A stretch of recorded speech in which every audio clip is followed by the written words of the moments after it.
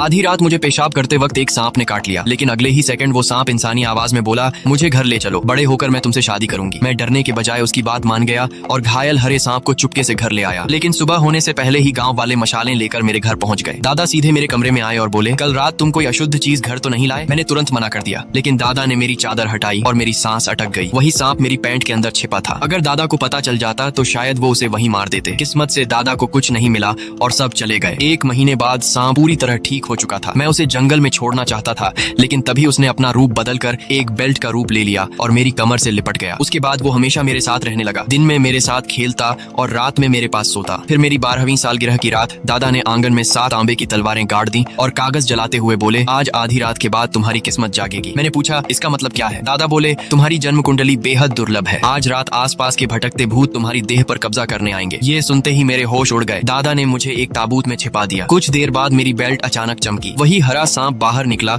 और मेरे सीने से लिपट गया। अगले ही पल बाहर तेज हवाएं चलने लगी। ताबूत पर किसी चीज के पंजे पड़ रहे थे। चारों तरफ भूतों की चीखें गूंज रही थीं, लेकिन सांप को पकड़े हुए मैं उल्टा चैन से सो गया। सुबह दादा ने ताबूत खोला और घबराकर मुझे बाहर खींचा। पूरे गांव में 6 लोग मर चुके थे और उनके हाथों और माथे पर काले सांप जैसे निशान उग आए थे। दादा ने बताया, ये वही 6 लोग हैं जिन्होंने सालों पहले उस सांप को घायल किया था। मेरे दिमाग में तुरंत वही सांप आया। क्या उसने उन सबको मार डाला था? लेकिन ये कैसे संभव था? वो तो पूरी रात मेरे साथ ताबूत में था। तभी दादा ने मुझसे पूछ लिया, वो सांप कहाँ है? मैंने आखिरकार पूरी सच्चाई बता दी, लेकिन उसी वक्त पता चला कि मेरी कमर से बंधी बेल्ट गायब थी। दादा ने पूरा घर छान मारा, कुछ नहीं मिला। उन्होंने गुस्से में कहा, अब वो तुझे भी नहीं छोड़ेगा। मैंने जवाब दिया, वो मुझे कभी नुकसान नहीं पहुंचाएगा। दादा ने मेरी बात नहीं मानी। उन्होंने लोहे की छड़ी उठाई और मुझे पीटते हुए हवा में माफी मांगने लगे। बच्चा नादान है, महान देवता को माफ कर दो। आधे घंटे की मार के बाद मैं बेहोश हो गया, लेकिन आधी रात को अचानक मेरी आंख खुली। कमरे का दरवाजा खुला और अंदर एक बेहद खूबसूरत लड़की चली आई। चांदनी में उसका चेहरा किसी परी जैसा लग रहा था। मैंने पूछा, आप कौन है? वो मुस्कुराई, तुम मुझे जानते हो? वो मेरे पास आई और मेरे घावों को देखकर बोली, दर्द हो रहा है ना? मैंने कहा, नहीं। वो मुस्कुराई, मुझे पता है कि दर्द हो रहा है। उसने मेरे घाव ठीक कर दिए। फिर अचानक बोली, जब तुम बड़े हो जाओगे मैं तुमसे शादी करूंगी। मैं हैरान रह गया, सच? हाँ, लेकिन हमारे बारे में दादा को कभी मत बताना। अगली सुबह दादा ने मेरे लगभग ठीक हो चुके घाव देखे तो उनका चेहरा बदल गया। उन्होंने तुरंत गांव के फेंगशुई जानकार एयरबो को बुलाया। एयरबो ने मुझे देखते ही कहा, इस बच्चे पर मूत का साया है, 3 दिन के अंदर इसकी मौत हो जाएगी।